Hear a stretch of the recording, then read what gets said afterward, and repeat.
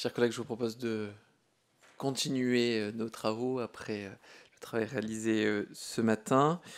Et je souhaite la bienvenue à Monsieur Antoine Pellion, secrétaire général à la planification écologique, accompagné de Madame Faustine Guémard et Nabil Benboua, tous deux directeurs de programme.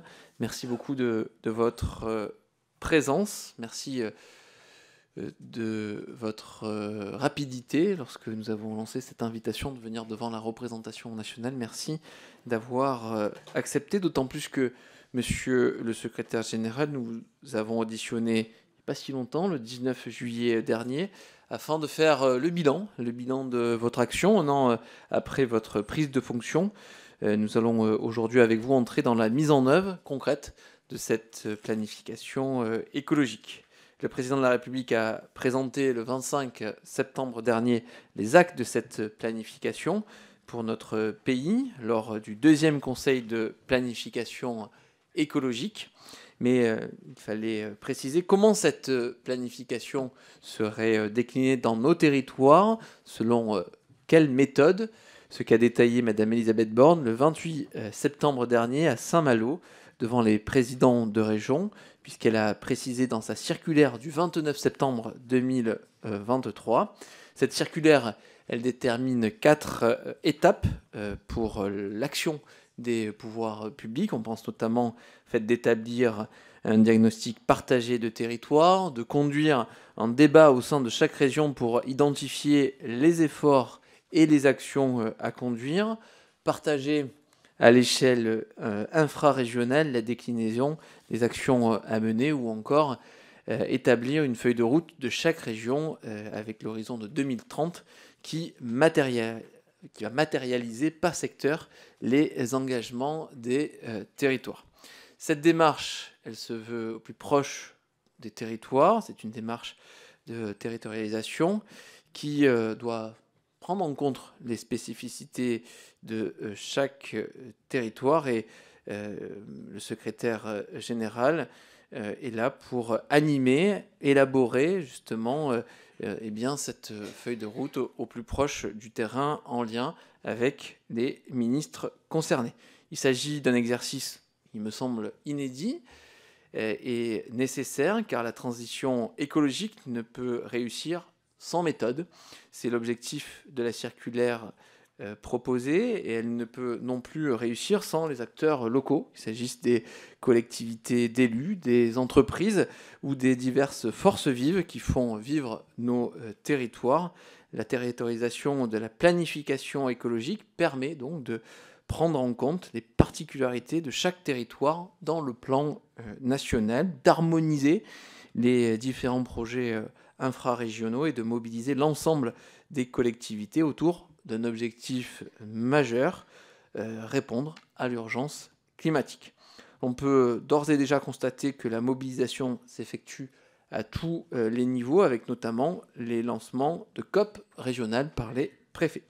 Monsieur le secrétaire général, votre audition, je l'espère, je n'ai pas d'inquiétude particulière, va nous permettre de comprendre l'ensemble de cette action, des critères que vous avez retenus pour définir une méthode jusqu'au résultat que vous attendez en passant par les obstacles que vous rencontrez. Avez-vous des remontées des préfets ou des élus locaux témoignant de difficultés, notamment à mettre en œuvre cette territorialisation de la planification ? Vous semble-t-il au contraire que cet exercice est bien compris par les élus et les fonctionnaires ? Et pensez-vous nécessaire, c'est presque une question rhétorique, de vous appuyer sur la représentation nationale pour incarner, quelles que soient nos divergences politiques, cette territorialisation? Voilà, je ne serai pas plus long, monsieur le secrétaire général, je vous laisse la parole et je vous remercie d'avoir bien préparé cette audition puisque vous nous avez, il me semble, quelques PowerPoints à nous présenter. La parole est à vous. Merci monsieur le président, mesdames et messieurs les députés. Merci beaucoup de me permettre de débattre ce sujet avec vous aujourd'hui qui est effectivement très structurant. Ce que je vous propose, c'est peut-être donc ça allait assez vite dans le vif du sujet de la territorialisation, qui est vraiment un sujet qui est au cœur. Peut-être de revenir 2 minutes juste avant sur quelques points un peu préliminaires.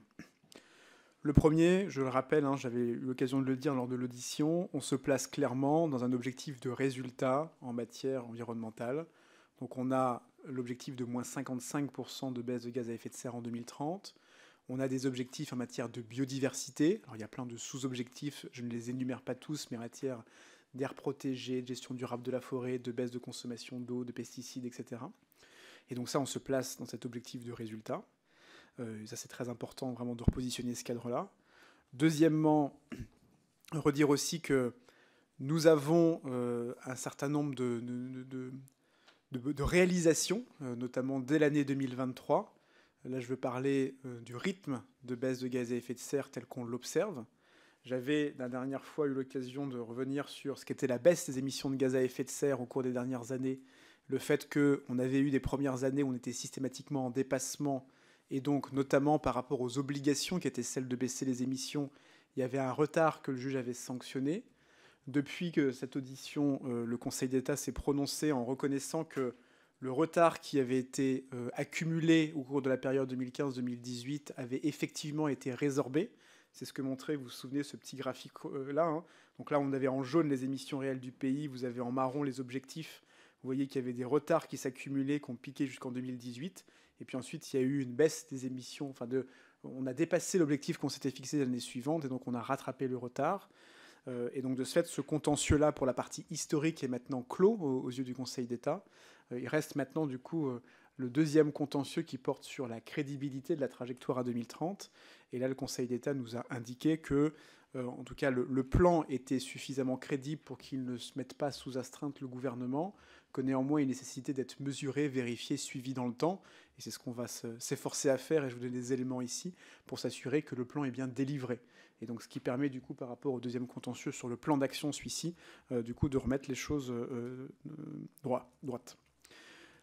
Donc là, au titre du résultat, en quelque sorte, l'année 2023, on a les données sur les 3 premiers trimestres, l'année 2023, et la baisse de gaz à effet de serre est de 4,6%. Donc c'est une augmentation significative du rythme de baisse. Une partie de ce rythme de baisse, il y a une partie qui est conjoncturelle, liée au fait que les températures en 2023 étaient plutôt plus élevées que la moyenne.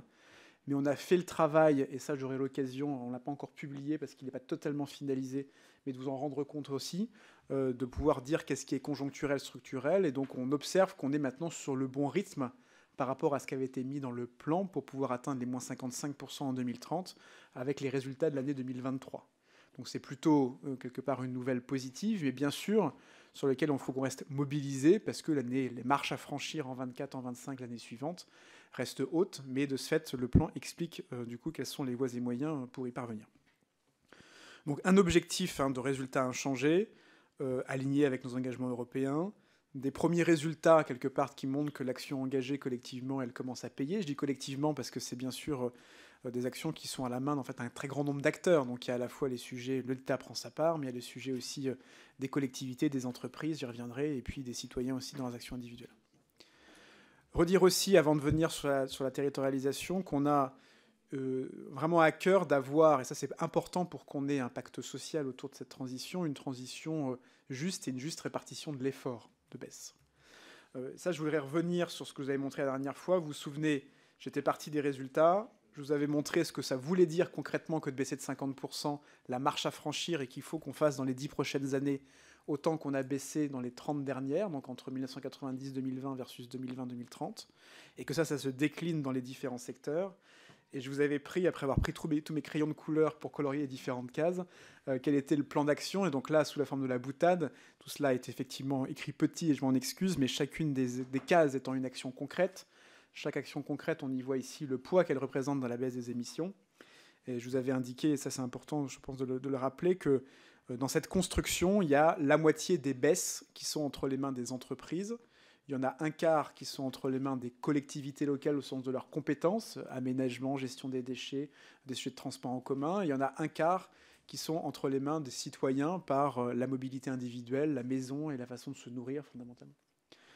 Et ça c'est très important parce que 75%, si vous me pardonnerez l'approximation, les gros, et 25% les gens, ça dit quand même quelque chose de l'équité dans la répartition de l'effort. Et ça permet surtout que la transition pour nos citoyens, elle se fasse du coup dans un pas de temps qui peut être un peu plus long. Parce que concrètement, ce que je vous dis là, c'est que pour atteindre l'objectif 2030, en fait, le gros de l'effort, il va être fait par les entreprises et par les pouvoirs publics. Et donc ça permet de se laisser un peu plus de temps pour que la transformation sur la mobilité individuelle, sur les logements, etc., elle puisse s'étaler un peu plus dans le temps et qu'elle soit moins raison de choc pour les uns et les autres. Et ça, je pense que c'est un point très important. Et c'est un peu la logique qui avait, vous vous souvenez, était celle de la sobriété énergétique, où on avait fait porter le gros de l'effort de la sobriété sur les entreprises, juste dans l'été qui était juste après le déclenchement de la guerre en Ukraine, et qu'on avait ensuite mobilisé les citoyens pour le dernier coup de collier pour pouvoir atteindre l'objectif. Mais c'est bien dans ce sens-là qu'on le fait. Si je l'illustre, ça veut dire par exemple que les voitures électriques, on ne demande pas à tous les Français d'avoir une voiture électrique en 2030, ça n'aurait pas de sens. Il y a 15% de voitures électriques en 2030, ça veut dire que 85% des gens garderont une voiture thermique, et que ça boucle quand même comme ça. Ça veut dire sur la rénovation des logements qu'il faut à la fois faire un effort important, et donc là, d'augmenter les volumes de rénovation, mais on est à 10% des logements rénovés en 2030. Ça veut aussi dire que 90% de nos concitoyens n'auront pas à 2030 rénové intégralement leur logement, et ça n'empêche pas du coup d'atteindre l'objectif, la trajectoire de moins 55% en 2030. Et ça, encore une fois, c'est possible, parce qu'une part importante de l'effort de baisse, on l'a mis entre les mains des pouvoirs publics et des entreprises pour qu'on puisse atteindre l'effort. Et donc c'est notamment les 50 plus gros sites industriels qui pèsent lourd et sur lesquels on a contractualisé pour y arriver, mais pas que, hein, c'est-à-dire que c'est pas uniquement cela. Toute cette logique-là, vous vous souvenez aussi, dans l'audition, j'avais indiqué que à la fois on décrit les choses les plus précisément possible pour montrer qu'il y a un chemin qui existe, qu'il est cohérent, que derrière on est capable de dire en matière d'investissement, de bouclage sur les ressources disponibles, l'énergie, le foncier, etc., pour s'assurer que ça passe, c'est cohérent. Mais à la fois aussi une forme d'humilité qui dit c'est pas forcément, on va pas prescrire, c'est pas le Gosplan, donc on va pas prescrire aux gens exactement le comportement de chacun, ça n'a pas de sens. Et donc de ce fait, ça veut dire qu'on rentre dans une logique où on se dit des plans peuvent être adaptés, et donc ça, j'ouvre la porte, je vais du coup le développer dans le cadre de la territorialisation, avec deux règles simples fondamentalement. La première, c'est que quand on accélère une action, on se préoccupe de la réalité et de la faisabilité, donc on ne dit pas finalement c'est pas 15% de voitures électriques, mais c'est 40% parce que derrière, on voit qu'il n'y a pas forcément le volume de voitures électriques disponibles sur le marché, que ça va coûter particulièrement cher, qu'on n'a pas forcément la solution pour y arriver. Donc il faut que ça soit faisable quand on dit qu'on fait plus. Et la deuxième règle simple, c'est quand on fait moins, il faut qu'on dise comment on compense le fait d'aller moins loin. Donc si on fait moins de rénovation énergétique parce que dans le territoire, dans le département, telle et telle information disent que c'est plus compliqué, tout à fait possible. Par contre, il faut trouver quelles sont les alternatives, entre guillemets, pour que la baisse des émissions elle puisse être compensée.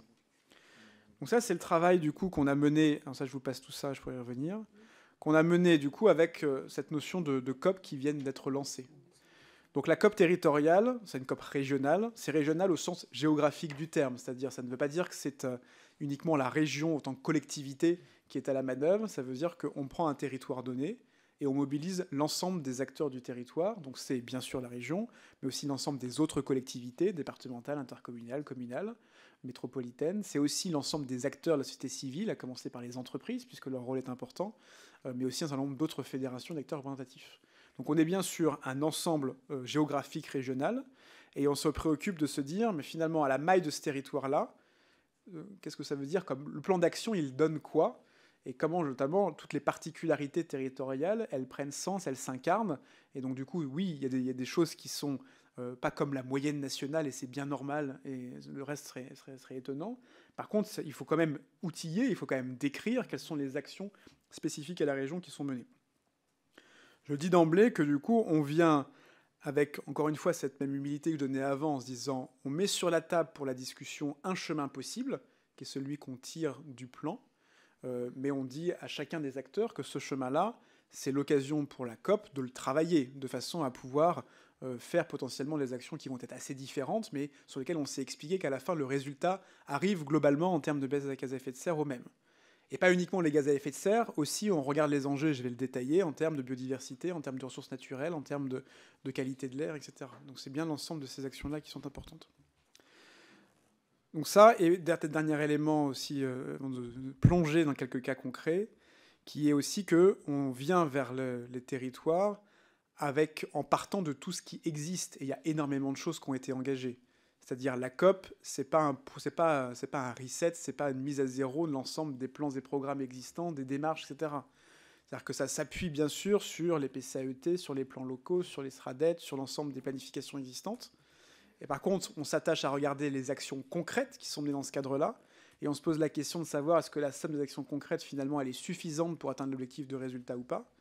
Et par ailleurs, il faut associer l'ensemble de la société, et donc pour ça, pareil, on ne réinvente pas un dispositif.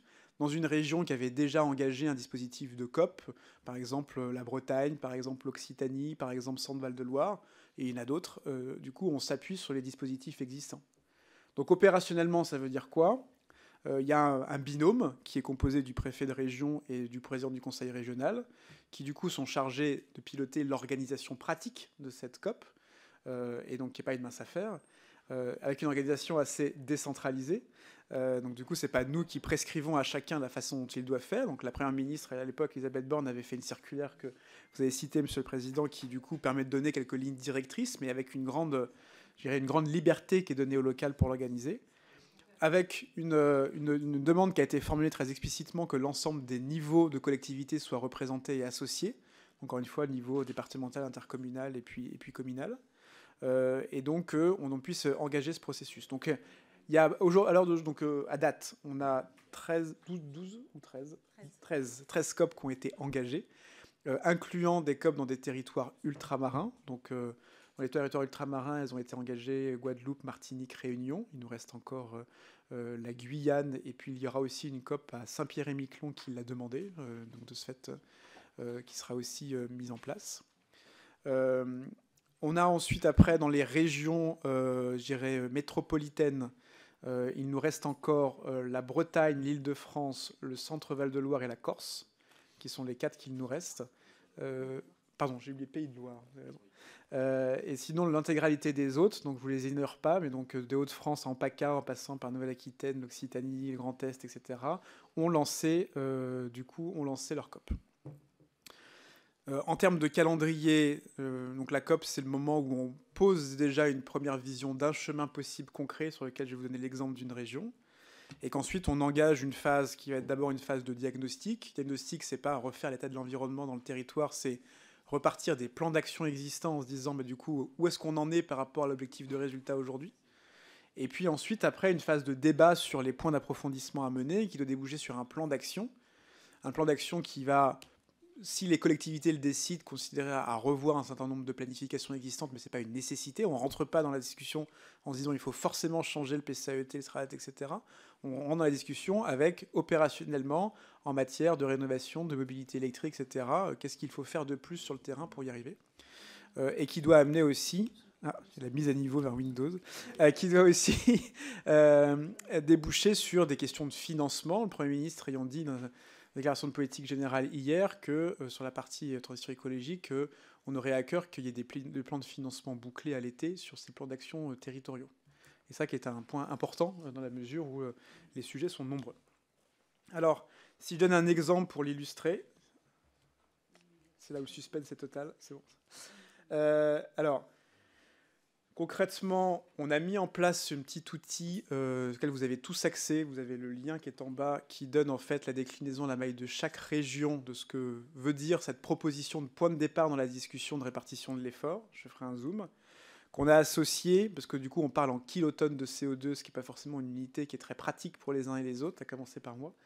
Donc on a fait un petit outil qui transforme ça en des grandeurs physiques concrètes. Donc concrètement décarboner tant de kilotonnes de CO2 sur la véhicule électrique qui remplace le véhicule thermique, on le transforme en nombre de voitures électriques.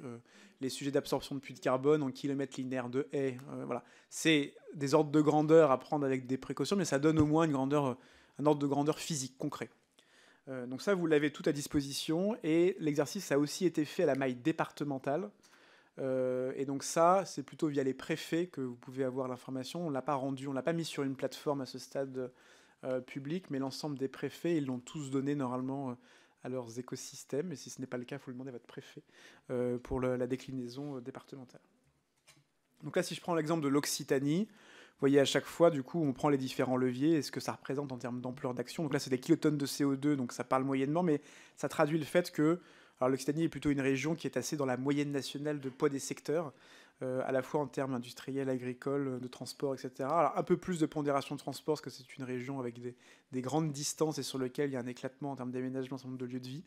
Mais vous y voyez à la fois le poids relatif des différents facteurs, et ça permet, quand on passe notamment avec le petit outil après d'ordre de grandeur opérationnel, de se rendre compte par rapport aux plans d'action qui ont été engagés aujourd'hui, où est-ce qu'on en est en termes d'objectifs de résultats. Avec encore à chaque fois la démarche de se dire, la COP, c'est le moment où on part de ça, mais on peut totalement le déformer compte tenu des discussions de ce qui a été engagé localement. Et comme je vous le disais, il n'y a pas que le carbone dans la vie, et donc il y a aussi les autres sujets, autres le climat. Et donc là, vous avez 12 leviers. Alors du coup, c'est assez massif quand vous voyez comme ça, mais qui traitent des questions d'air protégé, de gestion durable de la forêt, de renaturation, de phytosanitaire, de déchets, d'alimentation, avec notamment les 50% de produits sous signe de qualité et bio dans la restauration collective, et qui montrent d'ailleurs qu'au niveau territorial, pour l'instant, en matière notamment de collectivité, on en est encore très très loin en termes de résultats, de sobriété en matière d'eau, et puis de qualité des captages. Donc là, à chaque fois, toujours même démarche, se repositionner sur des objectifs quantitatifs, de dire où est-ce qu'on en est. Donc là, en l'occurrence, l'Occitanie a bien avancé sur les aires protégées. Par contre, il y a un enjeu majeur en termes de zones de protection fortes, sur lequel il y a du chemin à parcourir, et ça ne va pas être un sujet simple, sur lequel il va falloir travailler, concerter, etc. On voit que l'alimentation, du coup, là, on est encore loin d'Egali, mais ça fait le lien avec une actualité quand même forte là, en matière agricole. On voit qu'aussi, en termes de protection des captages, dans un monde où avec le réchauffement climatique, on aura moins d'eau disponible sur Terre, et donc du coup, les pollutions actuelles se reconcentrent dans des nappes qui sont du coup en moins grande quantité. Donc le sujet de la qualité de l'eau va être un sujet qui va prendre une importance plus importante, et donc la protection des zones de captage est importante. Voilà du coup quelques exemples concrets. Est-ce que je vous propose m'en arrêter là dans le point introductif, et j'ai à votre disposition si vous le souhaitez, donc là c'était vraiment sur le zoom sur les territoires, mais on a aussi des démarches équivalentes en matière de transition des entreprises. Et un dernier élément aussi, que pour l'instant on s'est beaucoup prononcé sur le plan à 2030, qui est les 5 prochaines années, mais il y a un travail qui s'engage et sur lequel on peut parler des éléments un peu principaux sur de comment on va de 2030 à 2050, la neutralité carbone et tous les sujets que ça invoque, et qui sont du coup, voilà, je suis à votre disposition sur tout cela. Merci pour cette présentation. Donc, pas d'inquiétude, vous aurez bien entendu les différents slides présentés. Et bravo pour votre pédagogie, je me permets de le dire, parce que vous avez l'art d'expliquer des choses très complexes avec des mots simples. Merci beaucoup. Pour le groupe Renaissance, la parole est à Daniel Brulebois. Merci, Monsieur le Président. Au nom des députés Renaissance, je vous remercie, Monsieur le Secrétaire général, pour le travail effectué et pour votre engagement sur la planification écologique. Comme en témoigne le rapport que vous nous aviez présenté le 11 avril dernier, le chemin à parcourir est encore long. C'est pour cela que notre projet de loi de finances 2024 prévoit 10 milliards supplémentaires pour accélérer la transition écologique. D'abord pour les transports et la décarbonation des mobilités, priorité pour laquelle notre majorité agit avec le plan d'avenir des transports, issu de l'excellent rapport du COI dont je salue le président ici présent David Valence, et présenté par la Première ministre en février 2023. Au total, ce seront 9,3 milliards d'euros qui seront engagés en 2024 pour le développement du réseau ferroviaire et des infrastructures, comprenant aussi le verdissement des flottes de véhicules. Pour le secteur du bâtiment, la rénovation énergétique que nous avons mise en route avec l'isolation sont des leviers indispensables afin d'atteindre les objectifs de sobriété, à la fois pour les particuliers et pour avec ma prime rénov, les collectivités territoriales, avec le fonds vert qui a été aussi abondé, lui, de 2,5 milliards d'euros. Pour le secteur agricole, la mobilisation actuelle des agriculteurs nous montre que la planification écologique ne pourra pas se faire sans eux, que par une méthode de travail partagée, des études d'impact précises et des rendez-vous réguliers pour assurer la supportabilité et l'acceptabilité des efforts. La transition doit aussi passer par l'accompagnement des agriculteurs dès leur installation.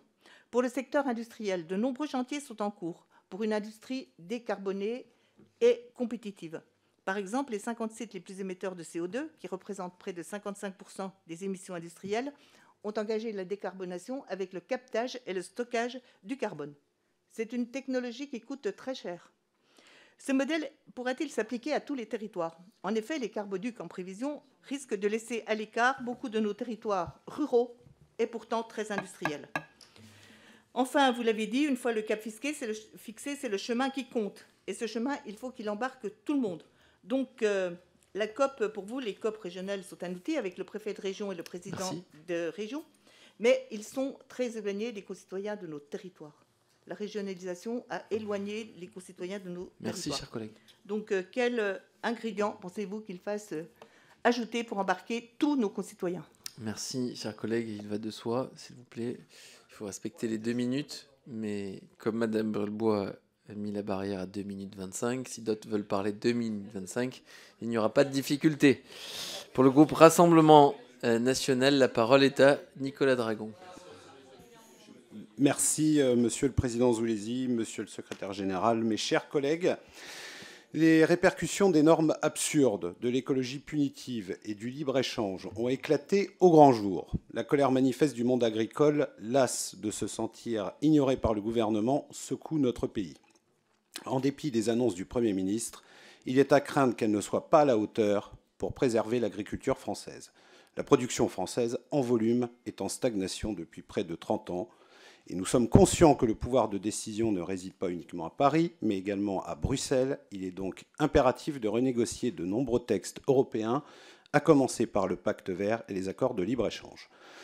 Selon plusieurs études, les objectifs environnementaux de ce pacte vert et la réforme de la PAC conduiraient à une baisse de 10 à 15% de la production européenne à l'horizon de 2030. Ce défi survient dans un contexte où France Stratégie prévoit une augmentation de 46% de la consommation alimentaire mondiale en calories d'ici 2050. À cela s'ajoute l'asphyxie du marché français avec toujours plus de produits importés dont la production serait illégale en France. La France est malheureusement une des rares grandes puissances agricoles à ne pas avoir replacé l'agriculture au cœur de ses priorités nationales. Et un rapport sénatorial publié en septembre 2022 l'indiquait, la France est une puissance agricole en déclin.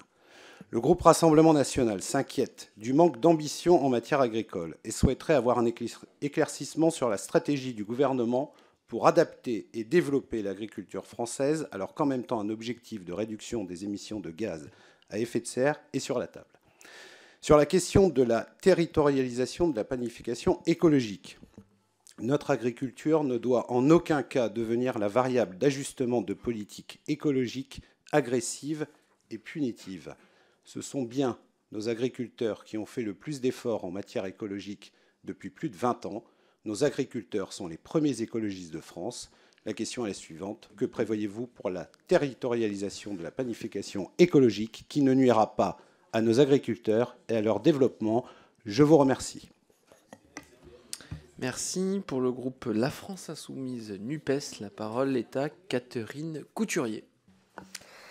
Merci, Monsieur le Président. Monsieur le Secrétaire général à la planification écologique, tout d'abord, je tiens à saluer l'intitulé de votre poste, planification écologique, terme utilisé pour la première fois par Jean-Luc Mélenchon en 2008. Encore une fois, l'histoire nous aura donné raison. Après ce petit... Mais il me semble que votre gouvernement n'en a pas réellement saisi le sens. Planifier, c'est réfléchir collectivement à des scénarios indispensables, durables et réalistes. Le scénario le plus réaliste, c'est d'abord la sobriété et l'investissement massif, maintenant, tout de suite, au regard de l'urgence. D'abord dans nos collectivités territoriales et nos bassins de vie, en doublant les investissements dans la transition écologique, en créant les 25 000 ETP, en indexant la DGF sur l'inflation et en arrêtant les projets écocides, comme le Lyon-Turin, la 69, les projets biomasse qui ravagent les forêts et l'avenir d'une agriculture paysanne. Monsieur Payan, votre rôle est de conseiller le Premier ministre en matière d'écologie, d'agriculture, d'énergie, de développement et de transport. En matière de transport, les transports publics n'existent plus en ruralité. Il n'y a plus de transport fret, et nous l'avons d'ailleurs constaté avec les barrages des agriculteurs, les camions se sont retrouvés sur l'ensemble de nos petites routes. C'est donc là qu'on mesure l'importance aujourd'hui de remettre du fret. Les lignes du quotidien ont disparu. Nos territoires ont besoin d'investissements massifs pour rénover le réseau et les rames de train vieillissantes. Je prendrai que l'exemple de la ligne POLT. Face à la crise agricole, alors que le gouvernement devrait assurer une juste rémunération à tous les agriculteurs qui ne les mettent pas en concurrence avec des produits importés. Les seules mesures annoncées favorisent l'usage des énergies fossiles et des engrais azotés. Il faut de toute urgence arrêter les traités de libre-échange. Vous préférez vous confronter à des chimères plutôt que d'admettre des défaillances du libéralisme. Enfin, monsieur le secrétaire général, personnellement, j'ai participé à une COP dans mon département et les Merci. Objectifs à atteindre ne correspondent pas malheureusement aujourd'hui aux besoins indispensables. Merci. Pour le groupe démocrate modem indépendant, la parole est à Mickaël Cosson. Michael Cosson. J'ai compris Nicole. Oui, non, j'ai dit Mickaël Cosson. Pardon. Oui, moi j'ai entendu Nicole. Bon, c'est pas grave. Alors, monsieur le président. Non, Mickaël Cosson. Ah oui, J'ai dit pardon. Nicolas? Non, j'ai dit Non. Mickaël Cosson. Merci. Merci, monsieur le président. Merci, monsieur le secrétaire général, pour cette présentation claire des objectifs et surtout de l'enjeu que peut représenter la planification écologique. Je pense pour ma part que cette territorialisation devrait être notre outil de base et même finalement celui pour lequel nous devons inverser une certaine logique. Il ne faut pas décider depuis le haut quelles pourraient être les contributions menées à l'échelle territoriale, mais réellement voir les possibilités, les opportunités, ainsi que les problématiques que chacun peut avoir en fonction des spécificités. Cette planification, elle doit s'appuyer sur les ressources qui sont présentes localement, terre, mer, air, pour essayer de les mettre en adéquation avec les activités présentes, qu'elles soient d'ordre humain, industriel ou agricole notamment. Et c'est en réfléchissant tout d'abord sur cet équilibre local que nous devons pousser pour des territoires afin qu'elles produisent l'énergie qu'il est nécessaire d'avoir pour mener à bien les activités, tout en ayant un regard sur la sobriété et faire en sorte que nous puissions diminuer notre impact environnemental ou au moins le maintenir. L'agriculture, l'industrie, le transport, le bâtiment sont des activités à l'échelle locale sur lesquelles nous devons réfléchir au moins pour décarboner ces secteurs. Le Premier ministre a tenu hier un discours offensif sur cette thématique environnementale. Mais au-delà d'un évident levier de croissance, la question de la territorialisation de la planification écologique doit aussi être abordée comme une opportunité en matière d'emploi qui permettrait d'inclure plus encore la population dans ce nécessaire effort collectif. Je souhaiterais savoir comment vous abordez les besoins spécifiques des territoires en matière d'émergence, de besoins nouveaux, et à travers eux, les emplois nouveaux. Cette transition doit être abordée de manière positive. Il s'agit pour le territoire non pas seulement d'atteindre la neutralité carbone, mais de repenser un modèle pérenne qui consomme moins d'espace et soit plus durable. Loin d'être une contrainte, cela doit être un chemin pour l'innovation, l'emploi, la souveraineté, dans le respect de notre environnement. Merci à Mickaël Cosson pour son intervention. Pour le groupe socialiste et apparenté, la parole est à Gérard Le Seul. Oui, merci Président. Monsieur le secrétaire général, baisser les émissions de gaz à effet de serre de 55% d'ici à 2030, c'est bien, et vous avez ajouté qu'il fallait tenir compte des spécificités des territoires. Alors, vous nous avez rappelé les objectifs de territorialisation de la planification écologique, comme l'a rappelé ma collègue. Objectifs, bien sûr, les COP régionales lancées dès le mois d'octobre, co-animées par le préfet et le président de région dans le meilleur des cas, avec des instances finalement aux compétences et aux missions variées. Je ne reviens pas sur les diagnostics, etc. Normalement, un rendu final est prévu pour l'été 2024, en tout cas pour la feuille de route régionale, et tout cela devrait pouvoir amener à des nouvelles générations de CRTE. Vous avez évoqué, monsieur le secrétaire général, une juste répartition de l'effort, en insistant d'ailleurs sur le fait que 75% de la baisse était aux mains des entreprises. Et donc, première question, quid justement des mesures d'accompagnement et de la politique de communication que vous pouvez faire à destination de ces entreprises? Et puis, je voudrais vous interroger, comment envisagez-vous l'absence de planification énergétique, puisque la perspective d'une loi énergie-climat ne cesse de s'éloigner. Or, on sait maintenant pertinemment, à la lumière des scénarios énergétiques, que le développement accru des ENR est absolument indispensable à court terme pour garantir notre souveraineté énergétique. Le gouvernement, en enjambant la PLEC, ne respectera sans doute pas la propre loi qu'il avait fait voter en 2019. Ça me semble assez inquiétant. Et puis, dernière interrogation qui devrait faire l'objet d'une planification sérieuse, c'est ce qui concerne la mobilité. Dans un double objectif de décarbonation et d'aménagement du territoire, nous avons un plan ferroviaire. On a évoqué à plusieurs reprises ce plan de 100 milliards, mais qui ne semble malheureusement qu'un effet d'annonce. Or, nous en avons parlé à plusieurs reprises, y compris au sein de cette commission. De mon point de vue, de notre point de vue, rien n'a suivi en matière de nombre de lignes sauvegardées ou réouvertes. Pas de grandes perspectives sérieuses dans les territoires à ce stade. J'aimerais bien, Monsieur le secrétaire général, avoir vos éléments de réponse. Merci par avance. Merci. Pour le groupe Horizon et Apparenté, la parole est à Anne-Cécile Violent. Gérard, merci. Merci, Monsieur le Président. Monsieur le secrétaire général, Madame la directrice, Monsieur le directeur, chers collègues. Merci tout d'abord, Monsieur Payon, pour votre présence à nouveau dans notre commission et effectivement votre faculté à être extrêmement pédagogique. Pour accélérer la baisse des émissions de gaz à effet de serre et faire en 8 ans plus que ces 22 dernières années, il est essentiel de s'appuyer sur la planification et de fixer des objectifs. Cette territorialisation de la planification écologique est essentielle pour la réussite de la transition dans les territoires qui repose inévitablement sur l'appropriation des enjeux écologiques par les acteurs locaux. Alors je souhaite tout d'abord saluer les 10 milliards supplémentaires, effectivement, pour la transition écologique, ainsi que les actions en cours et les outils en place, notamment la boussole de la transition ou encore la mise en place du simulateur territorial qui permet aux collectivités de comprendre les leviers de baisse des effets des émissions de gaz à effet de serre, vous l'avez rappelé. Vous l'avez précisé aussi dans votre propos préliminaire, il va falloir accompagner nos collectivités, nos entreprises. Notre groupe Horizon et Apparenté est extrêmement sensible aux élus locaux et être extrêmement attentif aux difficultés qu'ils peuvent remonter. Nous avons eu dans notre région Auvergne-Rhône-Alpes une COP régionale, récemment une COP départementale.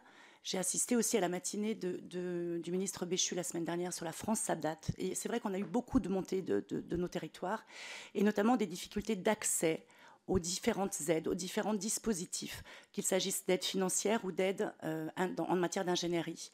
Donc il y a la problématique financière, les élus peuvent dire oui, on aurait envie mais on manque de moyens, mais aussi comment accéder à tous les dispositifs qui existent. Donc comment on peut accompagner nos élus à avoir vraiment un accès simplifié et aussi une capacité à pouvoir remplir parfois des dossiers qui peuvent être compliqués. Donc voilà, est-ce qu'on pourrait imaginer quelque chose qui pourrait leur permettre d'avoir un registre, je ne sais, entre quelque chose qui puisse leur permettre d'être plus efficace, en sachant que nos préfets, nos sous-préfets, en tout cas en ce qui concerne mon département, sont extrêmement pertinents dans l'accompagnement des collectivités. Je vous remercie. Merci. Pour le groupe écologiste NUPES, la parole est à Marie Pochon. Merci, Monsieur le Président, mes chers collègues, Monsieur Payon, messieurs, dames les directeurs de programme. Il y a quelques années, appuyée par près de 2,3 millions de citoyens, j'étais l'une de celles qui initiait l'affaire du siècle, qui pointait la carence fautive de l'État en matière d'action climatique. À ce recours, qui verra l'État condamné, le ministre de la Transition écologique de l'époque, François de Rugy, nous répondait en substance que le gouvernement était d'accord sur l'urgence, qu'il faisait déjà tout ce qu'il pouvait et qu'il ne pouvait aller plus loin parce que la population ne le voulait pas, évoquant les Gilets jaunes. Il nous renvoya en février 2019 au grand débat national dont on sait ce qu'il advint, ou plutôt ce qu'il n'advint pas, puisque les doléances dorment 5 ans plus tard, toujours dans les archives, et qu'aucune restitution n'a jamais eu lieu. Quel rapport avec la territorialisation de la planification écologique? Il est, je le crois, immense. Il est celui des promesses non tenues, certes, mais il est avant tout celui de la perception que certains ont, ici, au plus haut sommet de l'État, de ce que sont nos territoires. Une vision misérabiliste, condescendante, qui classe les ruraux et les habitants des petites villes et moyennes comme des gens qui ne voudraient que rien ne change, qui actionnent l'ambition écologique pour les centres-villes et laissent les ruraux dans l'acier réducteur, chasse, pêche, nature et tradition. Cependant, lorsqu'on les écoute, ces Françaises et ces Français disent l'impératif de cesser le mépris et les politiques de concentration. Ils disent l'envie d'une transition écologique juste, qui mette à contribution les pollueurs et qui accompagne la transition véritablement, que ce soit en matière de logement, d'urbanisation, de vitalité de nos villages, de maillage de transport collectif, de transition agricole. Cette transition juste, ce n'est pas ce que nous voyons dans les faits.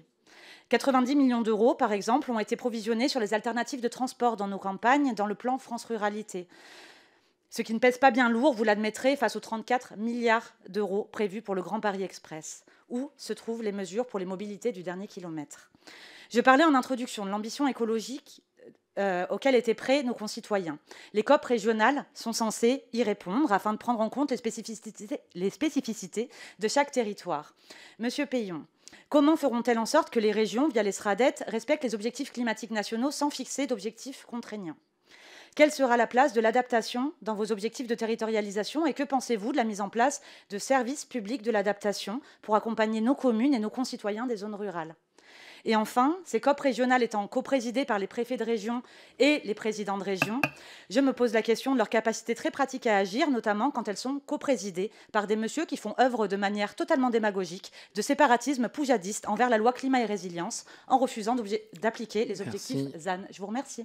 Merci. Pour le groupe Liberté, Indépendants, Outre-mer et Territoire, la parole est à Guy Bricout. Merci, Monsieur le Président, Monsieur le Secrétaire Général, Madame et Messieurs les directeurs.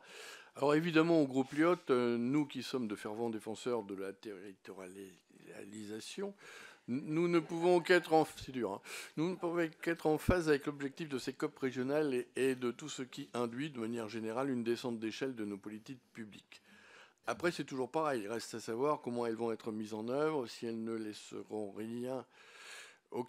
aucun acteur au bord de la route, si elles seront réellement suivies des faits, si elles auront les moyens tant humains que financiers.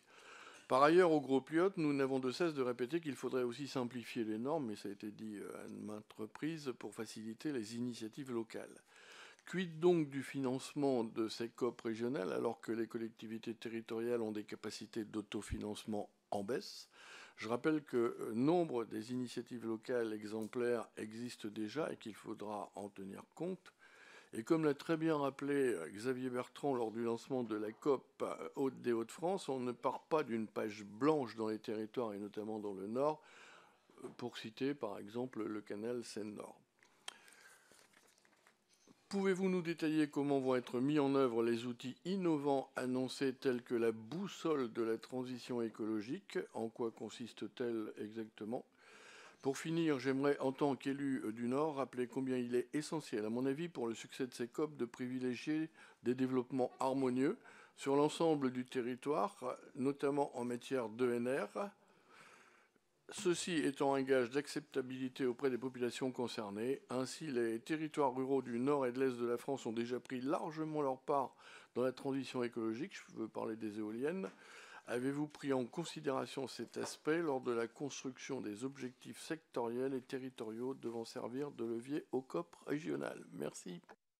Merci. Enfin, pour les Républicains, la parole est à Vincent Descoeur. Merci, Monsieur le Président.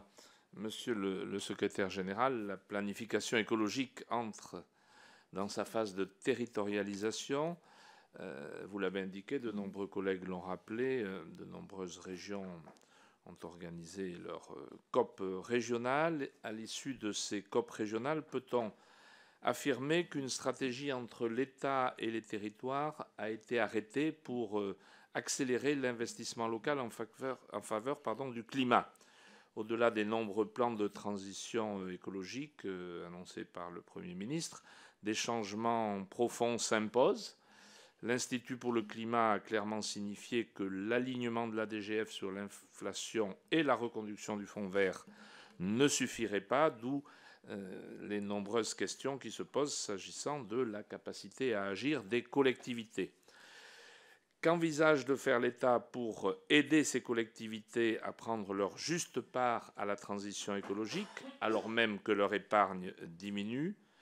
Comment incitera-t-il ces collectivités à investir massivement d'ici 2030, alors qu'elles sont confrontées à la hausse des taux et que la perspective d'échéance électorale ne facilitera pas leur mobilisation? Le gouvernement inversera-t-il sa position sur l'endettement du bloc local, après avoir rappelé qu'aujourd'hui il contraint leurs dépenses? Enfin, comment les élus pourront-ils mobiliser l'impôt local dès lors que l'État s'est employé à supprimer un certain nombre d'outils de fiscalité depuis 2017? Toutes ces interrogations plaident pour un renforcement du dialogue entre l'État et les territoires, mais aussi la restauration d'un lien entre le citoyen et la représentation nationale, Territorialisation ou pas, le nouveau Premier ministre l'a affirmé, on ne fera pas de l'écologie contre le peuple, ce serait paver le chemin de crise sociale.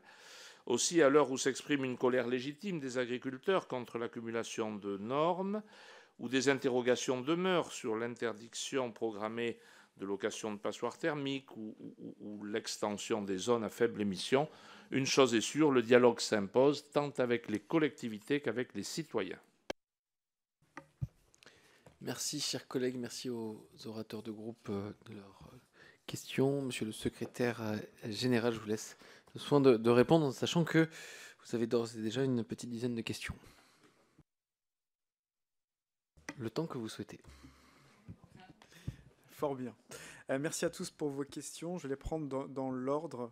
Alors, Madame Brulebois, du coup, il y a des questions à la fois sur les sujets de comment permettre de mieux associer à la fois la maille citoyenne et la maille infrarégionale par rapport à ces COP. Donc, peut-être deux choses. D'ores et déjà, un certain nombre de préfets ont enclenché une démarche départementale en allant auprès aussi au niveau des différentes communes, intercommunalités. On a par exemple dans la région Bourgogne-Franche-Comté l'ensemble des préfets, une série de sous-préfets qui se sont mobilisés, qui ont fait le tour des intercos sur avoir une discussion une par une en fait pour pouvoir embarquer ces territoires. Je donne l'exemple de cette région-là, il y en a d'autres et donc oui, par exemple. Comme quoi. Donc de ce fait, ça montre qu'on a encore des marges de progression. Et puis il y a d'autres départements qui ont choisi aussi d'avoir des consultations citoyennes directes sur les plans d'action. C'est en Centre-Val de Loire notamment, un certain nombre de départements d'ores et déjà qui l'ont engagé, enfin, qui l'ont annoncé qu'ils le feraient dès que le projet de plan d'action serait élaboré. Donc là, ça renvoie un peu à une forme de, pour le coup, vraiment de liberté donnée à la maille de chaque territoire de s'organiser. On les a incités à faire ce genre de travaux vraiment très fins, et ça c'est important. Et puis par ailleurs, il y a de la communication directe, je dirais, qui est faite sur les différentes mesures, les différents sujets. Je pense que la cohérence de l'ensemble des plans d'action, il faut que ça soit porté par les acteurs locaux, parce que c'est pas du niveau national qu'on va faire ça. Voilà. Vous avez vu des points notamment, alors je ne relise pas tous les sujets, mais d'agriculture, ce qui me permettra de faire le lien avec plusieurs des questions qu'on posait sur le sujet de la transition agricole. Et c'est clair qu'au regard de la situation actuelle, c'est un point très important. Je tiens à dire peut-être plusieurs choses. La première, c'est que depuis le début de cette planification écologique, on a très rapidement dit très explicitement qu'on avait besoin de plus d'agriculture demain pour réussir cette transition. Pour une question assez simple, qui est qu'en fait, ils ont à la fois, on a un enjeu de puits de carbone, un enjeu de biomasse, un enjeu de réduire nos pressions sur les consommations d'eau, etc., qui met à la fois l'agriculture comme étant au premier rang des solutions. Et donc de ce fait, et ça c'est un point important qu'on a partagé avec l'ensemble des syndicats agricoles assez rapidement, qu'on n'était pas dans un sujet où c'était un monde qui devait disparaître et donc de ce fait il fallait gérer une décroissance. Pas du tout le sujet. C'est vraiment, on a besoin de beaucoup plus d'agriculture demain avec un certain nombre de changements, d'évolution de pratiques, etc. Mais donc quelque part c'est un monde d'opportunités, j'allais dire, qu'il s'agit de saisir avec les acteurs de l'agriculture. Et donc ça, le point de départ est assez fort là-dessus. Deuxièmement, on a pris soin dans cette planification d'avoir un effort différencié des différents secteurs, de façon aussi à intégrer les particularités de chacun et de façon à ce que ça soit proportionné et faisable. Et donc, je vous remets très rapidement du coup le petit graphique qui montre l'effort relatif.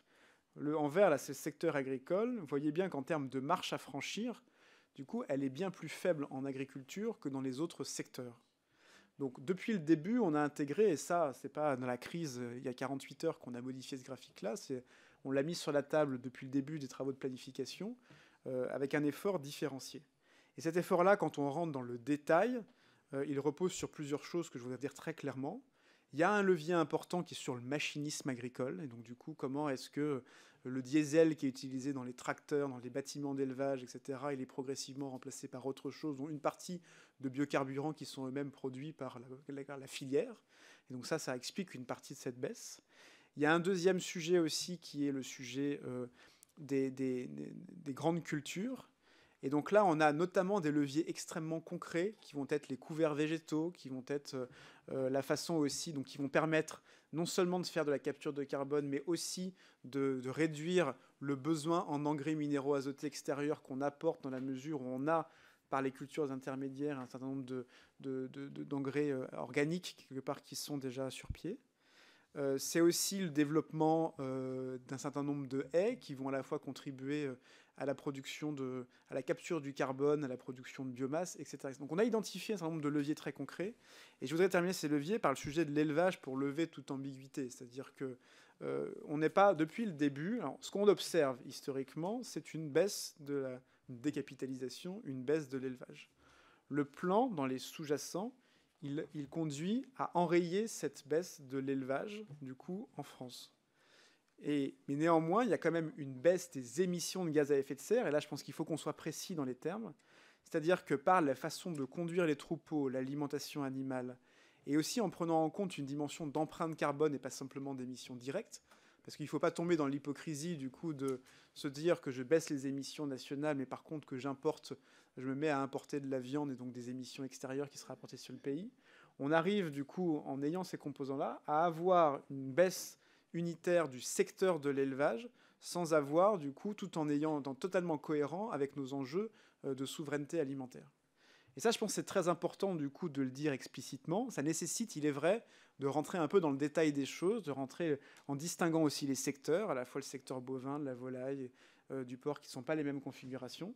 Ce qui me donne l'occasion de le dire aussi, on aura l'occasion de le publier, je pense, avant le Salon de l'agriculture. Il y a un travail qui a été engagé sur cette notion de souveraineté alimentaire et ce qu'elle recouvre. Parce que derrière ce mot, qui est un mot sur lequel je pense que tout le monde se réunit, il y a des acceptions et des interprétations qui peuvent être très différentes. Et qu'est-ce qu'on entend exactement et quelle est la situation du pays par rapport à tout ça? Vous avez, monsieur le député Dragon, souligné qu'on avait une stagnation de la production qui est du coup consacrée au niveau européen. En fait, elle est au niveau français. La réalité, c'est que du coup, on a eu une forte accélération après la Seconde Guerre mondiale parce que c'était le programme du coup de la reconstruction et donc on a introduit de l'engrais, du machinisme, des phytosanitaires, etc., qui ont permis de gagner fortement en rendement. Là maintenant, ça fait maintenant effectivement pas mal d'années qu'on a atteint ces gains, qu'on les a révélés. Et donc maintenant, effectivement, la production, elle stagne, mais du coup, le point important, c'est qu'on n'a pas eu de baisse de la production agricole française au cours des dernières années. Ce qui s'est passé, c'est qu'il y a eu des changements entre les filières. C'est-à-dire qu'il y a eu concrètement des choix qui ont été faits par un nombre d'acteurs, et notamment de baisse des surfaces en maraîchage, en arboriculture, en prairie, et d'augmentation des surfaces en céréales notamment, mais pas que. Et donc de ce fait, il y a eu une stratégie de ces filières économiques-là agricoles d'augmenter les exports sur un certain nombre de segments.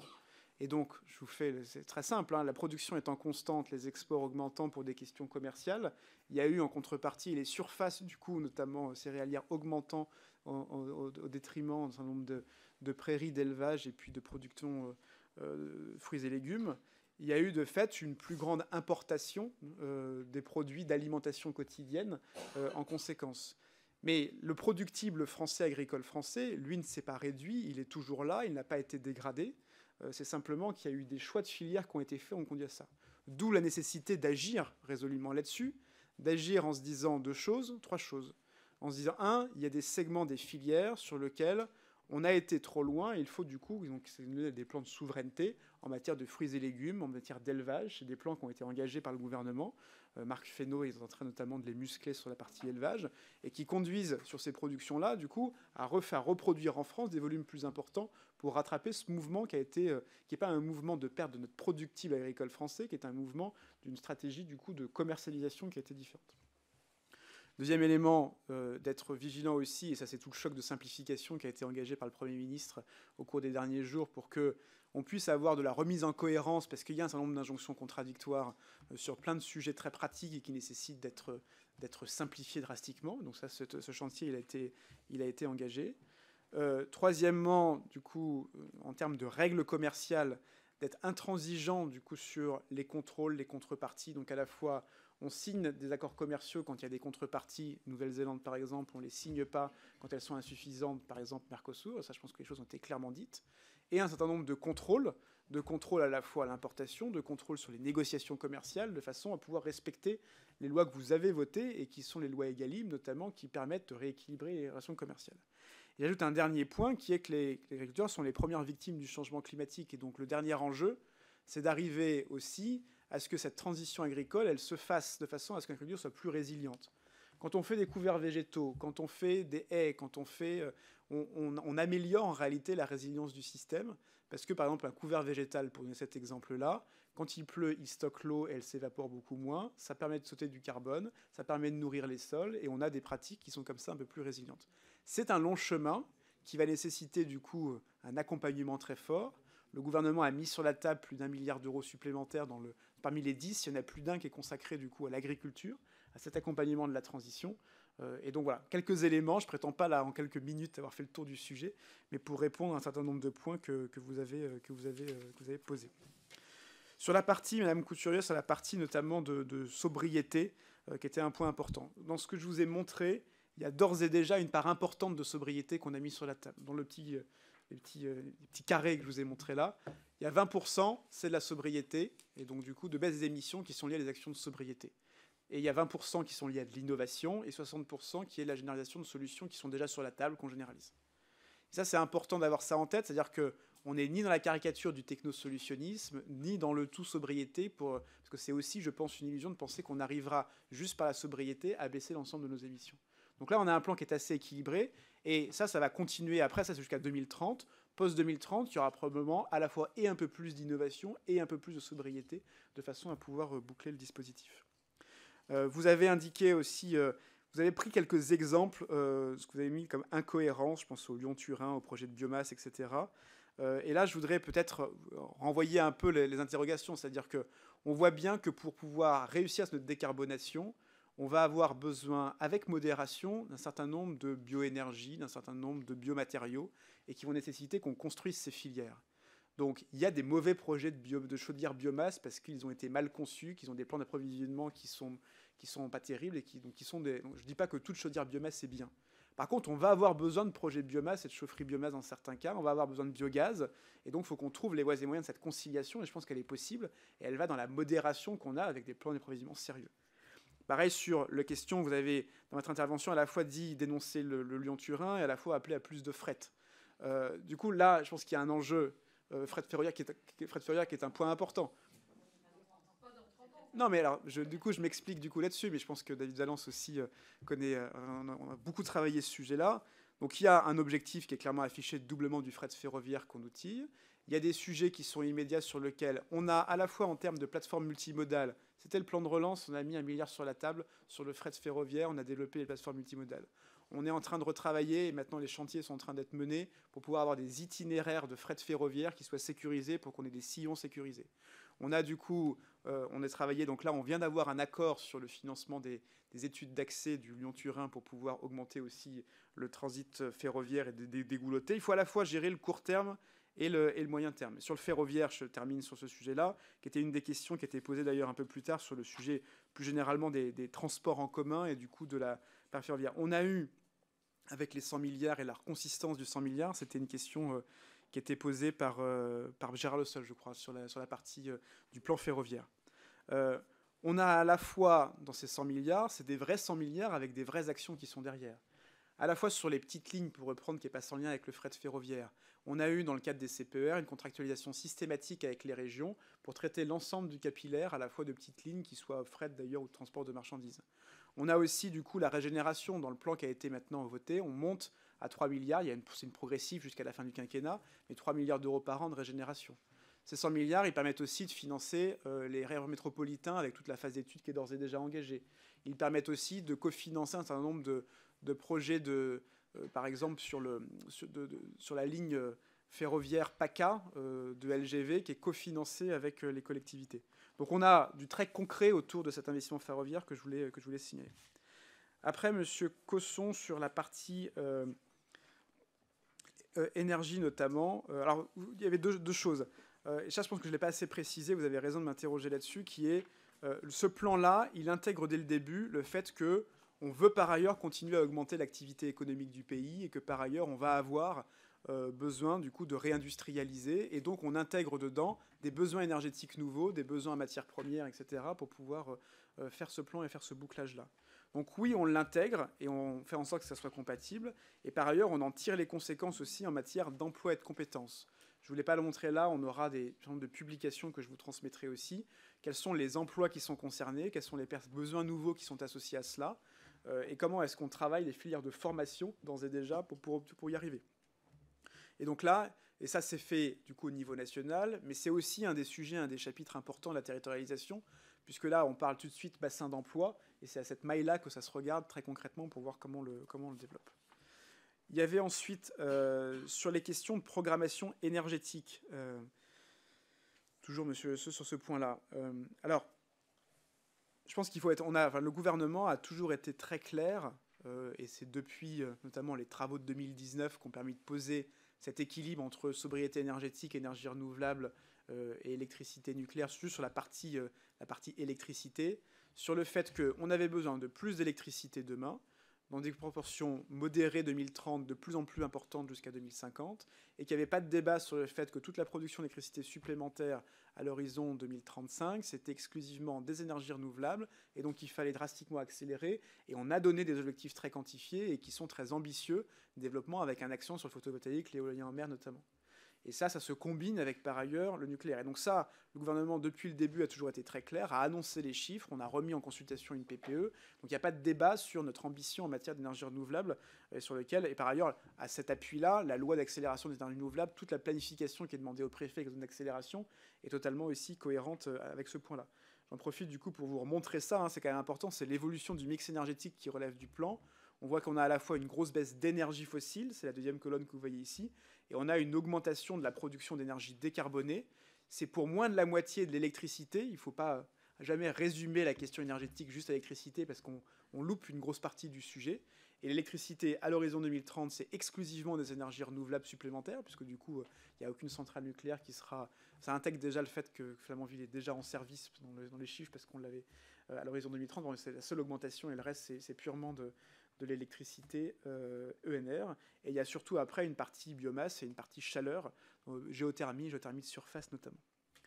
Il y avait ensuite les questions sur l'accès aux aides et l'accompagnement de Madame Violard. Alors là-dessus, il y a plusieurs segments en fonction des publics quelque part. Donc le sujet, il y a déjà, le gouvernement a mis en place une simplification assez forte des aides pour les entreprises, et les petites entreprises notamment, pour qu'on ait un guichet le plus simple possible. Sur la partie territoriale, avec Christophe Béchu, il y a un gros travail qui est fait sur l'ingénierie territoriale, comment est-ce qu'on simplifie le nombre incroyable d'offres de guichets, etc., avec le guichet unique du préfet et du sous-préfet, qui permet du coup d'être une porte d'entrée. On a après, pour les citoyens, de l'accompagnement individuel. Je pense à l'exemple de mon accompagnateur Rénov, qui accompagne individuellement les citoyens, et ça c'est depuis le 1er janvier 2024, c'est tout récent. Laissez-nous au moins le temps que ça monte en puissance. Et par ailleurs, on travaille aussi sur des outils de simplification d'accès aux aides. On aura l'occasion de revenir vers vous sur ce point-là. Sur peut-être les questions de Madame Pochon. Alors, peut-être sur le contentieux au tout début, parce que vous m'interpelliez aussi sur ce point-là. Je redis quand même, parce que du coup, le Conseil d'État, après avoir ouvert le cas, a refermé du coup le cas sur le contentieux sur le passé. Donc du coup, le sujet est réglé quelque part sur ce retard-là. Et sur celui qui est sur l'avenir, du coup, il a à la fois ouvert le cas, parce que ça avait été le cas au moment où ça a été déposé, et néanmoins, à un moment donné, il devait se prononcer des astreintes. Le Conseil d'État a considéré que le plan du gouvernement, il était suffisamment crédible pour ne pas prononcer d'astreinte, c'est ce qu'il a dit dans sa décision, mais qui nous mettait sous surveillance, entre guillemets, parce qu'il fallait qu'on délivre le plan de façon à ce qu'on puisse atteindre l'ambition. Donc là, quelque part, on y est. C'est la preuve que du coup, je suis désolé, je suis un peu long, mais que du coup, on a un plan d'action qui est à la hauteur, et ça, je pense que le Conseil d'État l'a reconnu, et que maintenant, tout l'enjeu est de le suivre et de le délivrer. Encore une fois, là, les chiffres qu'on a de réalisation, c'est l'année 23, et elle est bonne, du coup, parce qu'on a une baisse de 4,6% de nos émissions de gaz à effet de serre. Donc après, je m'inscris totalement, alors bien sûr en faux, sur les sujets de mépris de territoire. C'est-à-dire que, encore une fois, la démarche avec laquelle on rentre, c'est vraiment une démarche extrêmement humble, en se disant beaucoup de choses ont été engagées, il n'y a pas de solution homogène partout, donc on part par contre avec un point de départ de discussion, parce qu'il vaut mieux partir avec quelque chose plutôt que rien, et de construire ces solutions-là. Donc ça, très clairement, on construit avec, on ne cherche pas du tout à à opposer à la fois les territoires entre eux, ni même rural, urbain, etc. Et ça, je pense que c'est important. Et sur vos questions, à la fois en termes d'adaptation, du coup, on intègre. Donc là, il y a le PNAC qui est en cours de révision au niveau national. Ces sujets d'adaptation, on les intègre aussi dans les sujets de territorialisation. Pour l'instant, ils montent du coup avec les demandes des territoires, on va les accompagner. Je ne suis pas sûr encore qu'un service public d'adaptation soit forcément la seule ou la meilleure solution. C'est la discussion qu'on doit avoir encore. Je pense qu'il y a plein de sujets dans l'adaptation, donc il faut tous étirer. Et puis, voilà. Sur les questions de M. Bricout, il y avait notamment le sujet... Alors, vous avez dit, hein, on ne part pas d'une page blanche, du coup, ce qui était la citation de Xavier Bertrand, qui est aussi celle que j'ai donnée en début de séance, c'est-à-dire que, encore une fois, c'est très clair sur le fait de dire on ne cherche pas à réinventer tout ce que les collectivités locales ont déjà engagé. On part de tout l'acquis de ce qui a été engagé, on cherche à regarder est-ce qu'il y a des choses à accélérer et comment est-ce qu'on les accompagne. Et qu'on les accompagne, donc la boussole que vous avez évoquée, c'est un des outils qui permet notamment de donner une appréciation environnementale sur un projet porté par une collectivité pour voir à quel point est-ce qu'il est aligné avec les actions de transition ou pas. Et derrière, il y a le gros sujet du financement. Et donc là, vous êtes plusieurs à nous avoir posé des questions sur le financement. Là, je voudrais dire, donc il y a effectivement le I4CE qui a fait des chiffrages sur le besoin d'investissement qui était nécessaire. Je tiens tout de suite à dire que le sujet du financement, il ne se limite pas à l'investissement, c'est un sujet investissement et fonctionnement, parce qu'assez vite, on voit qu'il y a des enjeux, notamment de coût de l'énergie, de frais de fonctionnement, qu'on intègre dès le début de la réflexion. Il ne faut pas la limiter uniquement aux questions d'investissement. On a 4 ingrédients pour faire la dimension de ces projets-là. On a à la fois des sujets de ressources propres de collectivités. J'insiste sur le fait qu'il y a d'ores et déjà des sujets nouveaux qui ont été mis sur la table.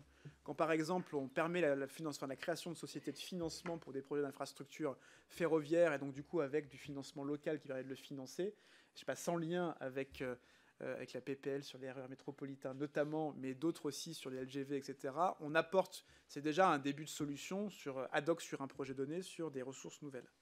Il va y avoir des sujets de réallocation aussi de financement. C'est pour ça que tout ce qui a été, ce que vous avez voté avec les budgets verts des collectivités va être important aussi pour pouvoir documenter ce travail de réallocation un peu de la dépense publique côté collectivité.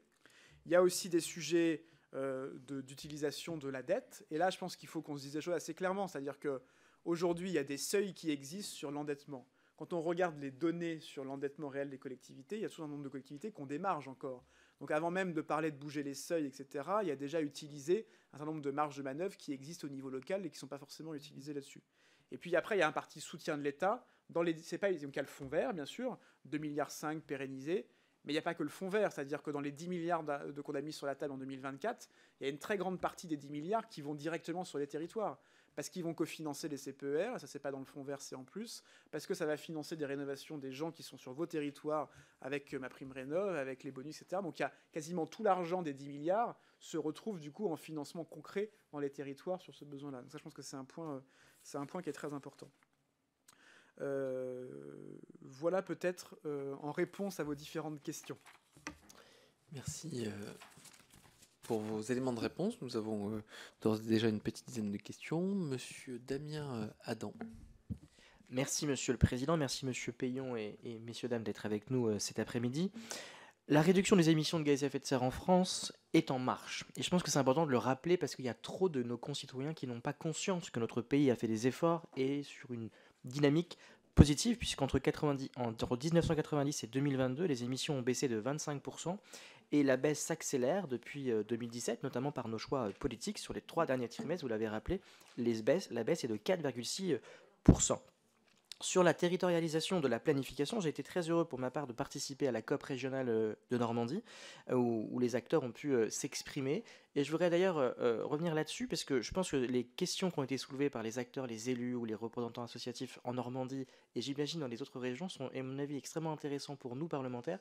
Est-ce qu'il est prévu d'avoir un peu un document synthétique des différents sujets abordés, et ce qui était présent dans chaque région, et des éléments peut-être spécifiques par région? Ce serait à mon avis très précieux pour travailler pour la suite en tant que parlementaire. Merci beaucoup. Merci. La parole est à Jean-Luc Fugit. Merci Monsieur le Président. Alors Monsieur le Secrétaire Général, vous êtes chargé d'assurer la cohérence et le suivi des politiques à visée écologique, d'initier, de cadrer donc la mobilisation des ministères et parties prenantes. Alors moi j'ai 3 questions précises à vous poser. Je me suis rendu hier à Evolution, donc qui regroupe sur 3 jours à Paris donc 500 partenaires nationaux et internationaux qui croient au rôle de l'hydrogène dans le cadre de la stratégie de sortie progressive des énergies fossiles. Alors, pouvez-vous nous indiquer comment la planification écologique, notamment dans les territoires, intégrera dans les objectifs de la stratégie nationale hydrogène dont la révision sera bientôt fixée? Deuxième question, récemment au Conseil supérieur de l'énergie que je préside, nous avons examiné et amendé le décret relatif au développement de l'agrivoltaïsme, sujet qui divise dans nos territoires ruraux. Donc, pouvez-vous nous préciser votre approche du développement territorial de l'agrivoltaïsme? Et enfin, que ce soit pour accélérer le développement des énergies renouvelables ou la relance du nucléaire, ne pensez-vous pas nécessaire d'envisager un travail spécifique pour orienter l'offre de formation de l'enseignement supérieur vers les métiers que proposent ces secteurs? Là aussi, est-ce que ce ne serait pas l'occasion d'une question de planification? Merci. La parole est à Sophie Panonacle. Oui, merci, monsieur le secrétaire général. Je vous avais interrogé en juillet 2023, souvenez-vous, sur l'adaptation des territoires littoraux au changement climatique. Pour moi, le volet adaptation est absolument indispensable. On y travaille donc au sein du CNTC par rapport justement à l'érosion côtière. On y travaille aussi au sein de cette commission par rapport à l'adaptation des forêts, des politiques forestières au changement climatique. On parle beaucoup d'atténuation. Atténuation, ça signifie effort de la part de nos concitoyens. Vous nous l'avez dit il y a tout à l'heure. Adapter signifie protéger aujourd'hui les populations face aux dangers du changement climatique. Donc, dans votre document sur la territorialisation, qui est une bonne chose, je pense, comment on pourrait... d'après vous, quel levier, puisque vous parlez des leviers de l'atténuation, quel levier vous pourriez encourager pour accompagner justement l'adaptation? Merci. Merci. La parole est à Stéphane Buchon. Merci, Monsieur le Président. Monsieur le Secrétaire Général, lors de votre audition en juillet dernier, vous nous aviez présenté une feuille de route au sein de laquelle vous évoquiez la loi de programmation énergie-climat qui comprend le 3e plan d'adaptation au changement climatique. Je vais moi aussi évoquer le sujet de l'érosion côtière, du recul du trait de côte, dont on voit évidemment les effets depuis plusieurs années, à l'aune des tempêtes de fin d'année qui se sont déroulées sur nos littoraux. On a encore pu constater de nombreux dégâts. Je pourrais parler de ceux dans ma circonscription, en particulier sur l'île de Noirmoutier. Je pourrais aussi évoquer ce qui s'est passé il y a encore à peu près un an, avec évidemment l'avancée de la mer et la destruction symbolique de l'immeuble Le Signal à Soulac-sur-Mer.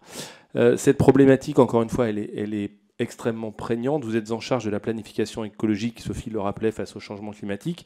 Concrètement, dans le plan, des mesures sont-elles prévues pour répondre à ces défis spécifiques de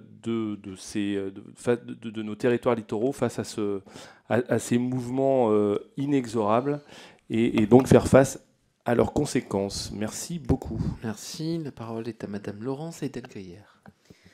Merci, Monsieur le Président, Monsieur le Secrétaire Général, mes chers collègues. Aujourd'hui, les fédérations des centres sociaux et socioculturels ont fermé leurs portes pour éviter de les fermer toujours. Parmi les difficultés qu'ils rencontrent, l'une d'entre elles concerne l'augmentation de leurs frais de fonctionnement, et plus particulièrement pour l'énergie. En effet, souvent, ces centres sont hébergés dans des passoires thermiques. Aussi, la rénovation énergétique et l'utilisation de ces bâtiments auraient le double mérite de réduire nos émissions de CO2 et les frais de fonctionnement de ces structures, leur donnant ainsi un peu de marge. Comme la moitié de ces bâtiments dans notre pays sont des bâtiments publics ou appartiennent à des collectivités locales, pouvez-vous m'indiquer la façon dont les collectivités locales pourraient se saisir de l'enveloppe de 5 milliards d'euros consacrée à la rénovation énergétique et planifier ce type d'investissement? Merci. Merci. La parole est à David Valence. Oui, Monsieur le Président, Monsieur le Secrétaire Général, simplement pour rebondir d'abord sur ce que vous évoquiez sur le fret ferroviaire et répondre à notre collègue Gérard Le Seul en disant que ce que le COI avait recommandé en rythme est absolument tenu dans les lettres de mission qui ont été envoyées au préfet de région, puisqu'il était recommandé d'être à peu près à 1 milliard d'efforts d'État, 1 milliard d'efforts des collectivités territoriales sur ce CPER. C'est très exactement le montant, 930 millions, qui a été communiqué au préfet de région et sur les bases desquelles des discussions se sont engagées. Deux questions. La première, peut-être une demande de précision sur l'association des acteurs du monde privé et de l'économie à la conduite effective de ces COP et à la définition de leurs objectifs. Et puis peut-être que vous nous donniez quelques exemples significatifs de différences entre régions dans la modulation des différents secteurs qui peuvent contribuer à la réduction de notre empreinte carbone. Je vous remercie. Merci. La parole est à Madame Catherine Couturier. Merci, Monsieur le Président. Monsieur Payon, je veux revenir sur un point que vous avez abordé, c'est la question justement de la forêt. Comme vous le savez, ça a été dit, avec Sophie Panonac, nous avons mené une mission sur cette question-là et une proposition de loi a été déposée, qui est signée aujourd'hui par des députés de 7 groupes. Et justement, quel regard vous avez justement sur ces objectifs d'adapter nos forêts au changement climatique, qui vont compter pour beaucoup, notamment dans la question de la captation carbone et justement des sols. Parce que, bon, je ne développe pas là l'importance de la préservation des sols en matière de biodiversité. Et du coup, personnellement, sur ma circonscription, à l'heure actuelle, nous avons un projet d'usine appelé qui, avec des objectifs et qui se multiplie avec d'autres projets, notamment pour alimenter les chaudières à plaquettes, qui, si on les prend une par une comme ça, ça ne pose pas de souci, mais quand il y a un cumul sur un territoire, ça devient un vrai problème. Et donc les objectifs ne se compensent pas, au contraire, s'aggravent. Merci. La parole est à Jimmy Pain. Merci, Monsieur le Président. Ce serait juste une remarque et vous remercier, Monsieur Payon, pour cet exposé. Puis c'est une remarque que je ferai à nos oppositions. Madame Couturier, vous avez parlé de planification. Là, on a un vrai outil de planification. Est-ce qu'on n'est pas capable de s'entendre, de prendre un peu de temps encore s'il le faut, pour s'entendre vraiment sur cette planification et de s'y donner nos objectifs? Non mais écoutez, je m'adresse à vous parce que je sais qu'avec vous, on peut travailler, j'espère, de temps en temps. Et donc vraiment, c'est ça l'idée. C'est est-ce qu'on peut se servir de cet outil-là? Parce que j'en reviens un petit peu à la crise paysanne actuelle. Moi, elle me fait peur, cette crise paysanne, parce que je ne voudrais pas qu'on revienne quand même sur certains acquis environnementaux qu'on a eus. Je vois les histoires des haies. Vous nous parliez des haies. On veut nous faire qu'une seule solution pour les haies. Nos haies bretonnes n'ont rien à voir avec les haies du Sud et ainsi de suite. Donc, est-ce qu'on peut se mettre d'accord? Est-ce qu'on pourrait vraiment avoir un vrai beau projet commun pour que peut-être dans la prochaine loi de planification écologique, nous puissions porter cette planification sur laquelle vous avez tous travaillé. Merci. L'honnêteté m'oblige à vous dire que je ne sais pas si c'est M. Payon qui peut répondre à votre question. Mais... Oui. Est-ce qu'il y a d'autres questions, chers collègues? S'il vous plaît, est-ce qu'il y a d'autres questions? Pas d'autres questions. Monsieur Payon, la parole est à vous. Merci, Monsieur le Président. Peut-être pour répondre d'abord à Damien Adam sur sa question. Alors, il y a deux choses que je propose.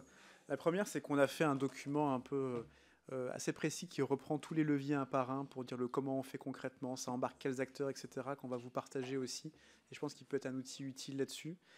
Et deuxièmement, et on en parlait avec le président on s'est vu récemment, une offre de service du coup qui est dans vos circonscriptions aussi, d'avoir une approche avec ceux qui le souhaitent pour rentrer dans le détail de vos circos et travailler le plan d'action qui ne sera pas quelque chose qui soit dissocié de l'ensemble des différents travaux qui sont menés par les collectivités, mais donner du coup le zoom de ce qu'on en a compris, des différents sujets, etc. Donc on est à votre disposition pour cela. Pour répondre du coup à Jean-Luc Fugit sur ces différentes questions, alors à la fois sur, je vais les prendre dans le... Je t'en remercie. L'hydrogène d'abord, peut-être. Donc l'hydrogène, on a dans le plan, alors je remonte le petit graphique là. Donc du coup, l'hydrogène à l'horizon 2030, ça reste des volumes qui, par rapport à l'ensemble des énergies, sont assez faibles. Par contre, on prépare le futur, du coup, et ça, c'est absolument indispensable, avec un usage prioritaire qui est l'usage industriel, et donc qui va tirer les consommations et les substitutions, avec un effort massif qui doit être fait sur les modalités de production, parce que pour l'instant, la production d'hydrogène, elle est chère, elle est très chère, et donc du coup, il faut qu'on arrive, non pas à la subventionner massivement pour qu'elle paraisse moins chère, mais qu'on arrive à ce que économiquement, on arrive à produire de l'hydrogène moins cher. Ce sera la condition après du passage à l'échelle de demain, et donc on n'a pas encore passé cette étape-là. Et après, on est très pragmatique sur les écosystèmes qui se déroulent autour, c'est-à-dire à l'occasion de la production d'hydrogène pour l'industrie, on a fait de la production d'hydrogène en France, et donc on a un électrolyseur, et dans ce cas-là, c'est la bonne occasion de développer des usages autour, donc par exemple de mobilité, etc., qui peuvent se développer. Mais il y en a un point important à franchir ensemble qui est, déjà, est-ce qu'on a les solutions d'un hydrogène acceptable économiquement ? Et c'est pour l'instant, ce n'est pas le cas aujourd'hui encore. Donc du coup, il faut encore y progresser. Sur l'agrivoltaïsme, qui suscite effectivement beaucoup de réactions. Peut-être dire d'ores et déjà que ça reste du coup une part extrêmement faible du coup du photovoltaïque. C'est-à-dire que de façon très claire, on ne met pas entre les mains de l'agrivoltaïsme le succès du développement des énergies renouvelables. Et donc voilà. Et heureusement, d'ailleurs, c'est souhaitable comme ça. De ce fait, dans les calculs qui peuvent être faits, je vous donne des ordres de grandeur, mais qui placent les choses. On considère que du coup, si à la fin, on a une dizaine de milliers d'hectares de panneaux photovoltaïques, du coup, sur des terres agricoles improductives, c'est bien le maximum de ce qu'on pourrait avoir au total. 10 000 hectares rapportés à 26 millions d'hectares de surface agricole utile. Et vous voyez du coup qu'on n'est pas du tout en train de dire que là, on va aller perdre massivement du productif agricole pour pouvoir faire du photovoltaïque. Néanmoins, il peut être pertinent dans certains cas, dans des poches un peu précises, déterminées, d'avoir du développement très encadré de cet agrivoltaïsme. Ça peut d'ailleurs participer au bouclage financier d'un certain nombre d'exploitations qui sont en transition en apportant un revenu supplémentaire. Par contre, il faut très clairement, et ça l'encadrement a été très clair là-dessus, que ça ne se substitue pas, que ça reste productif, du coup en termes agricoles, et que ça reste du coup aussi en proportion restreinte par rapport à l'ensemble de la surface, donc c'est très encadré au final. Donc c'est ça la vision qu'on en a, c'est-à-dire ça peut localement répondre à des problèmes, c'est pas une solution massive, c'est extrêmement encadré là-dessus.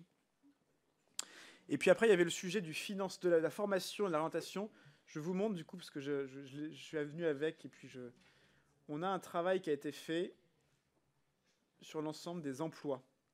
On aura l'occasion de le publier. On a fait le travail du coup de régrégation en disant tous nos secteurs de la transition, à la fin, c'est ça touche combien d'emplois aujourd'hui. Et donc là, on a à peu près 8 millions d'emplois aujourd'hui sur le territoire qui correspondent aux filières qui sont concernées par la transition. Derrière, il y a un travail qui est fait de se dire, entre les départs à la retraite, du coup, le renouvellement des générations et les besoins d'accroissement, qu'est-ce que ça donne? Et donc, du coup, le besoin de personnes formées, quel est-il en fonction des différentes filières? C'est très macro ce que je vous donne là. Et ça s'appuie, et je m'arrêterai là, par ailleurs, par des travaux qui ont été faits dans chacune des branches et qui ont pour l'instant une maturité différente suivant les branches. Vous avez ici, là, le panorama de toutes les principales branches concernées, avec notre appréciation, qui vaut ce qu'elle vaut encore à ce stade-là, parce que c'est un travail en cours, de se dire quelle est la maturité du travail de GPEC qui a été fait dans chacune des branches, avec deux questions. Est-ce qu'elle est cohérente dans la programmation avec les enjeux de planification écologique tels qu'ils ont été exprimés? Et deuxièmement, quel est le niveau de maturité de cette programmation-là? Ça, à ce stade-là, ce n'est pas des données qu'on a rendues publiques, du coup, mais je vous les partage ici. Et ça répond, je crois, du coup, à une des questions que vous aviez. Ensuite, il y a deux questions sur Sophie Panonacle et puis de monsieur Buchou sur les questions de l'adaptation. Donc clairement, dans la première version du plan, on était encore incomplet en matière d'adaptation au changement climatique. C'est-à-dire on a évoqué le sujet. Depuis le début, on dit que l'adaptation, ça c'est un élément important de la planification écologique. Et donc là, on est en pleine élaboration du PNAC, donc du plan national d'adaptation au changement climatique, avec Christophe Béchu, et qui va remettre plus de matière concrète dans ces sujets d'adaptation, avec effectivement le sujet du trait de côte et ces questions de... avec la loi climat et résilience, il y a eu une boîte à outils sur les sujets d'aménagement du territoire, mais on a des questions de financement, de solidarité du coup sur le financement. Et donc ça, il faut qu'on les résolve. Il y a des questions très nombreuses, assurantielles notamment, mais pas que, parce que du coup, on voit que le régime assurantiel nécessite d'être revu. On voit qu'il y a un certain nombre d'assureurs qui se posent des questions sur la couverture du territoire et donc sur lesquelles il faut l'encadrer. On a énormément de questions aussi sur la meilleure connaissance de l'aléa, la pluie, l'inondation. Comment est-ce qu'on traduit dans les documents d'urbanisme? Comment on travaille sur des plans de résilience territoriaux? Je pense par exemple aux Hauts-de-France avec le Pas-de-Calais et donc du coup ce qu'on vient de vivre, etc. Donc tout ça, ça va être, je pense, au cœur de nos travaux du premier semestre, avec des objets très concrets qu'on va rajouter, pour l'instant qui n'y figurent pas explicitement dans les documents qu'on a publiés, mais qu'on va rajouter là-dessus, et tout à fait à votre disposition pour échanger là-dessus, et puis travailler ensemble sur ce point-là. Sur la question de la rénovation des écoles, enfin des bâtiments publics en général, du coup, on a en fait à la fois le fonds vert, du coup, qui est quand même une source de cofinancement qui est importante. Il y a aussi, et ça c'était Thomas Cazenave, député, qui l'avait fait voter, le tiers financement sur les bâtiments publics notamment. Et donc toute une série d'outils de ce type-là qui vont permettre de cofinancer les rénovations, sachant qu'il y a une part qui doit rester à la charge de la collectivité. Et c'est là où je dis que c'est pas qu'une question d'investissement, mais aussi investissement fonctionnement, parce que c'est engageant du coup derrière sur les économies futures qu'on pourra aussi adosser un certain nombre de rénovations. Aux deux questions de Valérie Valence, donc à la fois sur les différences entre territoires.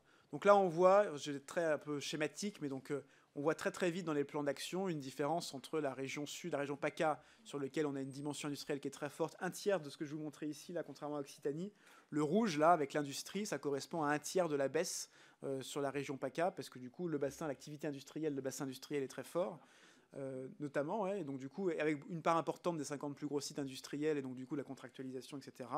Il y a des territoires sur lesquels, par exemple l'Île-de-France qui est extrêmement urbain, et donc en fait on a beaucoup moins de sujets agricoles, industriels, et c'est un sujet à l'ordre 1 massivement de transport, à la fois de personnes et de marchandises, et puis de logement.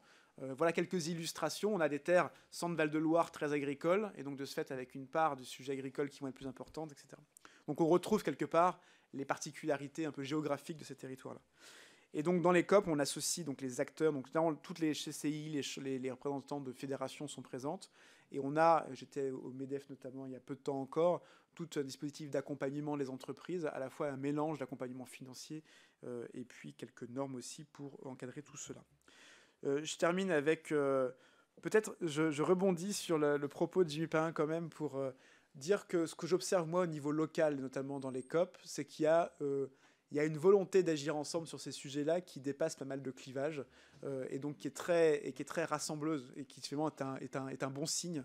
Je trouve qu'il y a une différence de tonalité très frappante entre les débats qu'on a dans les COP régionales et puis les débats qu'on a au niveau national sur un certain nombre de sujets et qu'on arrive à résoudre beaucoup de problèmes au niveau local, et c'est plutôt une bonne nouvelle finalement, et donc il faut qu'on arrive à construire ça.